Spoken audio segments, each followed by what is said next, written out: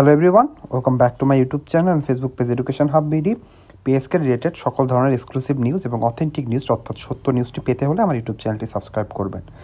সরকারি কর্মকর্তা কর্মচারী যারা আছেন তারা যদি সত্যি মন থেকে চান যে আমাদের যে প্রাপ্য অর্থাৎ আমাদের যে ন্যায্য পে স্কেলটি আছে সেটি আমাদের পাওয়ার দরকার এবং সেটি 2026 সালের জানুয়ারি মাস থেকেই দরকার, তাহলে অবশ্যই আমার ইউটিউব চ্যানেলটি সাবস্ক্রাইব করবেন। কেননা আমি কিন্তু এক বিশ্বস্ত সূত্রের মাধ্যমে পে কমিশনে বৈঠকে যদি কোনো পে স্কেলের অগ্রগতি নিয়ে কোনো আলোচনা হলে সেগুলো আপনাদের কাছে ভিডিওর মাধ্যমে বার্তা পৌঁছে দিয়ে থাকি। তা আরেকবার বলবো, আমার ইউটিউব চ্যানেলটি অবশ্যই সাবস্ক্রাইব করবেন, ভিডিওটিতে একটি লাইক করে দিবেন, কমেন্ট বক্সে আপনার কোনো মন্তব্য থাকলে কমেন্ট বক্সে লিখে জানাতে ভুলবেন না। তাহলে চলুন দেরি না করে আমরা ভিডিওর মেন টপিকে চলে যাই। আমরা ভিডিওর মেন টপিকে চলে এসেছি। আপনারা সকলে জানেন যে আমাদের অন্তর্বর্তীকালীন সরকার নিজে স্বপ্নদনিত হয়ে 2025 সালের জুলাই মাসে একটি স্বতন্ত্র জাতীয় বেতন কমিশন 2025 গঠন করে। তার একমাত্র লক্ষ্য ছিল একটি বৈষম্যহীন জাতীয় পে স্কেল গঠন করা, যেখানে কোনো বৈষম্য থাকবে না। সরকারি চাকরিজীবীদের যে 11 বছর ধরে তারা যে পে স্কেল থেকে বঞ্চিত রয়েছে সেখান থেকে তাদেরকে অর্থকষ্ট থেকে দূর করে তাদেরকে একটি মানসম্মত এবং বাস্তবসম্মত পে স্কেল উপহার দেওয়া, সেই লক্ষ্যেই কিন্তু পে কমিশন কাজ করে যাচ্ছিল। তারা সকল কার্যক্রম শেষ করে দেশের প্রায় 250টির বেশি সংগঠনের সাথে বসে তাদের যে প্রস্তাবনাগুলো ছিল সেগুলো নিয়ে এবং সর্বশেষ বিভিন্ন সচিবদের সাথে বসে তাদের প্রস্তাবনা একসাথে করে এখন শেষ পর্যায়ের কার্যক্রম চালাচ্ছে। আমরা আশা করেছিলাম অন্তর্বর্তীকালীন সরকার যেহেতু পে কমিশন গঠন করেছে তারাই পে স্কেলের এই চূড়ান্ত সিদ্ধান্তটি তারাই নেবেন এবং পে স্কেলটি বাস্তবায়ন করেই দিয়ে যাবেন। কিন্তু হঠাৎ করে আমাদের অন্তর্বর্তীকালীন সরকারের অর্থ উপদেষ্টা ডক্টর সালেহউদ্দিন আহমেদ বেঁকে বসলেন। তিনি আগে একবার বলেছিলেন ইনফরম্যালি যে তারা যেহেতু পে কমিশন গঠন করেছে তারাই সর্বোচ্চ চেষ্টা করবে পে স্কেলটি দিয়ে যাওয়ার, অন্য কারোর হাতে এই কাজটি রাখবে না। কিন্তু তিনি যতই দিন গেছে ততই তিনি তার সুর পাল্টেছেন এবং শেষ মুহূর্তে তিনি এটাও বলে বসেছেন যে অন্তর্বর্তীকালীন সরকার পে স্কেলের একটি কাঠামো দাঁড় করিয়ে দিয়ে যাবে, কিন্তু পে স্কেল বাস্তবায়নের চূড়ান্ত সিদ্ধান্তটি নেবে পরবর্তী নির্বাচিত সরকার। তখন থেকেই কিন্তু অন্তর্বর্তীকালীন সরকারের এই কথায় সরকারি কর্মকর্তা কর্মচারীরা খুবই ফুঁসে উঠেছেন। তারা কিন্তু বেশি কিছু চায়নি, তারা তাদের ন্যায্য অধিকারটি চেয়েছেন। আপনারা সকলে জানেন দেশে যে মুদ্রাস্ফীতির অবস্থা, সেখানে যদি 11 বছর ধরে সরকারি কর্মকর্তা কর্মচারীরা যদি তাদের ন্যায্য দাবি থেকে যদি বঞ্চিত থাকেন তাহলে কিভাবে চলবে? 6 জনের সদস্য নিয়ে আপনি কিভাবে এই অল্প বেতন দিয়ে সংসার চালাবেন? আপনাকে তো অবশ্যই তাহলে ঘুষ দুর্নীতি বা অন্যদিকে চলে যেতে হবে। তাহলে সরকার যদি নিজেই চায় যে সরকারি কর্মকর্তা কর্মচারীরা অর্থকষ্টে থাকুক এবং তারা কোনো উপায় না পেয়ে ঘুষ বা দুর্নীতিতে জড়িয়ে পড়ুক, তাহলে দেশ কোনোভাবে কি আগাবে? আপনার কাছে একটি প্রশ্ন করে গেলাম, আপনারা যারা সরকারি কর্মকর্তা কর্মচারীরা আছেন তারা কি ভাবেন? তারা কি সকলে চান যে 2026 সালের জানুয়ারি মাস থেকে নতুন পে স্কেলটি বাস্তবায়ন হোক? সেটি কমেন্ট বক্সে অবশ্যই লিখে জানাবেন। কেউই বাদ দিবেন না। যারা আমার ভিডিওটি দেখছেন এখনই ভিডিও দেখা বন্ধ করে কমেন্ট বক্সে চলে যান, কমেন্ট বক্সে লিখবেন যে আপনি সত্যি চান কিনা 2026 সালের জানুয়ারি মাস থেকেই নতুন পে স্কেলটি বাস্তবায়ন হোক। আপনারা বুকে হাত দিয়ে বলবেন যে আপনারা যে এখন যে বেতন পান সে বেতন দিয়ে কি আপনার পরিবারের সকল সদস্যরা শান্তিতে থাকতে পারছে? কিভাবে শান্তিতে থাকতে পারছে? আমার তো পরিবারের সদস্য, আমার তো 10 দিনের বা 15 দিনের দিন যাইতে না যাইতেই আমার পরিবারের অর্থ কষ্ট শুরু হয়ে যায়। আপনার কি সেম অবস্থা? সেটা কমেন্ট বক্সে অবশ্যই লিখে জানাবেন। শেষ দিকে এসে যখন আমরা সবাই চেয়েছিলাম যে আমরা 30 নভেম্বর এবং 15 ডিসেম্বরের এক আলটিমেটাম দিয়েছিলাম, আশা করেছিলাম সরকার এর ভিতরে পে স্কেল গ্যাজেট আকারে প্রকাশ করা না হলেও অন্তর্বর্তীকালীন সরকারের যে পে কমিশনটি রয়েছে সেটি তাদের যে খসড়াটি রয়েছে সেটি তারা দিবে, কিন্তু সেখানেও কিন্তু কোনো অগ্রগতি আমরা পেলাম না। সেখান থেকে সরকারি কর্মকর্তা কর্মচারীরা আশা করা যাচ্ছে তারা কিন্তু এখন আন্দোলনের দিকে যাবে। যেহেতু আমরা জানি যে আমাদের নির্বাচনী তফসিল ঘোষণা হয়ে গিয়েছে, এখন কিন্তু বড় আন্দোলন করাও কঠিন হয়ে যাবে। তাহলে চলুন আমরা জেনে নিই পে স্কেল নিয়ে সর্বশেষ কী আপডেট রয়েছে। আজকের টপিকটি হলো পে স্কেল নিয়ে আলটিমেটাম শেষ, বড় কর্মসূচি দেবেন কর্মচারীরা। তাহলে কি জানি আমরা কি জানলাম জেনে নিই চলুন। পে স্কেল নিয়ে আলটিমেটাম ও সরকারের অবস্থান। পে স্কেল বাস্তবায়নের দাবিতে সরকারি কর্মচারী সংগঠনগুলোর দেওয়া আলটিমেটাম সোমবার 15 ডিসেম্বর শেষ হয়েছে। আলটিমেটাম শেষ হলেও সরকারের পক্ষ থেকে কোনো আনুষ্ঠানিক ঘোষণা বা প্রতিশ্রুতি আসেনি। এতে সরকারি চাকরিজীবীর মধ্যে ক্ষোভ, হতাশা ও উদ্বেগ বেড়েছে। কর্মচারীরা আশা করেছিলেন আলটিমেটাম শেষ হওয়ার আগে নতুন পে স্কেল নিয়ে স্পষ্ট বার্তা আসবে। তার মানে বুঝতে পারলেন যে অন্তর্বর্তীকালীন সরকার বলেছিল তারা 6 মাস সময় নেবে। সে 6 মাস সময় হিসাব করলে দেখা যায় যে ফেব্রুয়ারির কাছাকাছি যে শেষ হয়।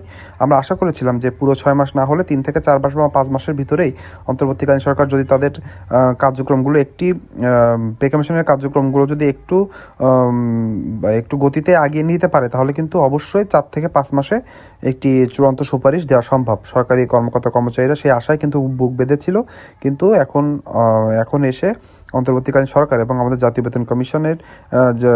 বেতন কমিশনের যে যার জন্য আমরা পে কমিশনটা গঠন করা হলো, তারা কিন্তু কার্যক্রম ধীর গতিতে করে দিয়েছে। তারা কোনো আপডেটও দিচ্ছে না। তারা যদি একটা সময় দিয়ে দিত যে আমরা ডিসেম্বর না হলেও জানুয়ারি 1 তারিখের ভিতরে আমরা চূড়ান্ত সুপারিশটি দিয়ে দিব, কিন্তু তারা কিন্তু কোনো কথাও দিচ্ছে না, কোনো প্রতিশ্রুতিও দিচ্ছে না। সেজন্যই কিন্তু সমস্যাটা বেড়ে গিয়েছে। আমরা আশা করি অন্তর্বর্তীকালীন সরকার জাতীয় বেতন কমিশনের সাথে বসবে এবং চূড়ান্ত সুপারিশটি কত তাড়াতাড়ি দেওয়া সম্ভব হয় সে তত তাড়াতাড়ি করে যেন আমরা আমাদের সরকারি কর্মকর্তা কর্মচারী সহ সারা বাংলাদেশের মানুষের সামনে উত্থাপন করা হয়। অর্থ উপদেষ্টার সঙ্গে সাক্ষাৎ চাওয়ার উদ্যোগ। আপনারা সকলে জানেন অর্থ উপদেষ্টার সাথে 15 ডিসেম্বর পার হয়ে যাওয়ার আগেই সরকারি কর্মকর্তা কর্মচারীদের যে নেতারা রয়েছে, যারা অধিকার আদায়ের জন্য কাজ করে থাকে, তারা কিন্তু বসতে চেয়েছিলেন, কিন্তু অর্থ উপদেষ্টা কিন্তু সময় এখনও দিয়ে পারেননি। সেখানে কি বলা রয়েছে? পে স্কেল বাস্তবায়নের দাবিতে অন্তর্বর্তী সরকারের অর্থ উপদেষ্টা সালেউদ্দিন আহমেদের সঙ্গে সাক্ষাৎ চেয়ে চিঠি দিয়েছে কর্মচারী নেতারা। রবিবার 14 ডিসেম্বর সচিবালয়ে অর্থ উপদেষ্টার দপ্তরে চিঠি হস্তান্তর করা হয়।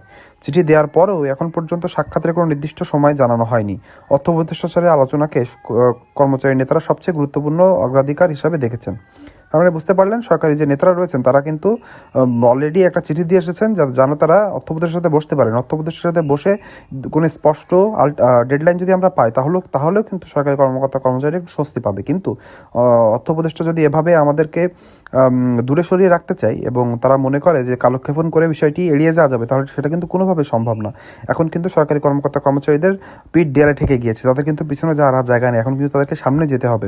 তারা যদি মুষ্টিবদ্ধ করে তারা যদি রাজপথে একবার নেমে পড়ে, নির্বাচন সুষ্ঠুভাবে হয় কিন্তু কঠিন হয়ে যাবে। তারা যদি সকল নির্বাচনী দায়িত্ব থেকে সরে আসে, তাহলে কিন্তু সেটি অনেক খারাপ হয়ে যাবে দেশের জন্য। আমরা কিন্তু সেটা চাই না। বড় আন্দোলন ঘিরে দ্বিধা ও নতুন হিসাব।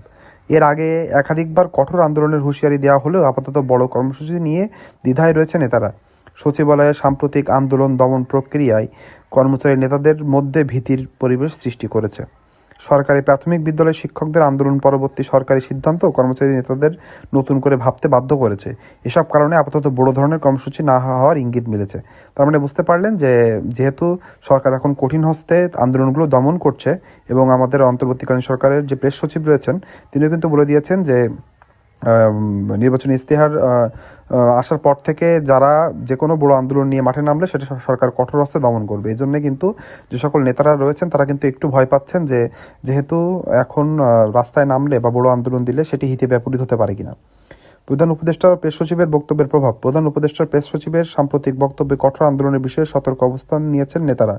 সরকারি সিদ্ধান্ত বার্তাগুলো বিবেচনায় নিয়ে কর্মসূচির ধরন পূর্ণ বিবেচনা করা হচ্ছে। নেতারা মনে করছেন পরিস্থিতি বুঝে কৌশলগতভাবে এগোনোই বুদ্ধিমানের কাজ। তার মানে বুঝতে পারলেন এখন কিন্তু নেতারা একটু হলেও পিছিয়ে এসেছেন তাদের যে হার্ড লাইন থেকে।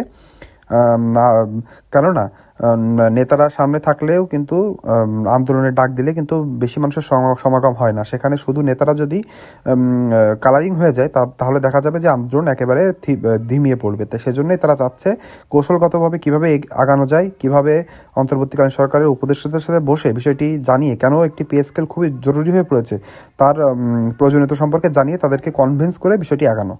নেতৃবৃন্দদের বক্তব্য অবস্থান। বাংলাদেশ সরকারি কর্মচারী উন্নয়ন পরিষদের সভাপতি জিয়াউল হক বলেন, সব দাবি রাস্তায় আন্দোলনের মাধ্যমে আদায় হয় না। পে কমিশনের বিষয়ে আলোচনার মাধ্যমে সমাধান চাওয়া হচ্ছে। সচিবালয়ের সাম্প্রতিক অপ্রীতিকর ঘটনার বাইরে কর্মচারীদের সঙ্গে ভেতরের কর্মচারীদের সম্পর্কে টানাপোড়েন তৈরি হয়েছে। তার মানে বুঝতে পারলেন যে যখন একটা আন্দোলন দেওয়া হয় সেখানে কিন্তু অনেক পক্ষ ঢুকে পড়ে, সেই ভয়ই পাচ্ছে নেতারা। বাংলাদেশ সরকারি কর্মচারী সমন্বয় পরিষদের মহাসচিব বেল্লাল হোসেন বলেন, অর্থ উপদেষ্টার সঙ্গে সাক্ষাৎ চেয়ে দেওয়া চিঠি বিষয়ে তারা অপেক্ষায় রয়েছেন। আগামী বৃহস্পতিবার 18 ডিসেম্বর দাবি আদায় ঐক্য পরিষদের গুরুত্বপূর্ণ বৈঠক অনুষ্ঠিত হবে। ওই বৈঠকে আলোচনার ভিত্তিতে নতুন কর্মসূচি ঘোষণা করা হবে। তার মানে বুঝতে পারলেন 18 ডিসেম্বর পর্যন্ত আমাদেরকে এখন শুধু অপেক্ষা করতে হবে, তারপরে আমরা জানতে পারবো যে আসলে কি হতে যাচ্ছে। বিধিমালার মধ্যে কর্মসূচির আশ্বাস।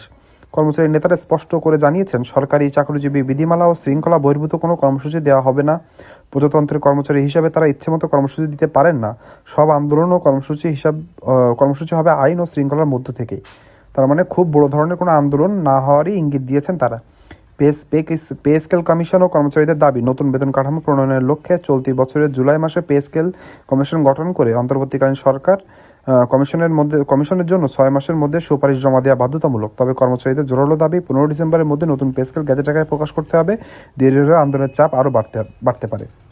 তাহলে আমরা শেষ অংশে জেনে নিলাম যে 15 ডিসেম্বর পার হয়ে যাওয়ার পরেও সরকার কিন্তু কোনো বড় পদক্ষেপ নিচ্ছে না পে স্কেল নিয়ে। আশা করা যাচ্ছে তারা কিন্তু কালক্ষেপণ করে বিষয়টি পিছিয়ে দিতে চায়। আমরা যারা সরকারি কর্মচারীরা আছি, আমরা কি এই জিনিসটা মেনে নিব, সেটা কমেন্ট বক্সে লিখে জানাবেন। যদি এমন পর্যায়ে চলে আসে, আন্দোলনের পর্যায়ে চলে আসে যে সরকারি কর্মচারীরা নির্বাচন বর্জন করবেন যদি পে স্কেল না দেওয়া হয়, আপনি সেখানে অংশগ্রহণ করবেন কিনা সেটা কমেন্ট বক্সে লিখে জানাবেন। তাহলে আমরা বুঝতে পারবো সরকারি কর্মচারী আমরা যারা আছি তারা সবাই এক লাইনে আছি কিনা। আজকের ভিডিওটি এই পর্যন্ত। পরবর্তীতে পে স্কেল রিলেটেড যে কোনো ধরনের ভিডিও পেতে হলে আমার ইউটিউব চ্যানেলটি অবশ্যই সাবস্ক্রাইব করতে হবে। ভিডিওটিতে একটি লাইক করে দিবেন। সাবস্ক্রাইব করার পর পাশে বেল আইকনটি টিপে দিবেন, তাহলে পরবর্তীতে পে স্কেল রিলেটেড যখনই আমি ভিডিও দিব সেটি আপনার সামনে চলে যাবে সবার আগে। আজকের ভিডিওটি এই পর্যন্তই। সবাই ভালো থাকবেন। ধন্যবাদ।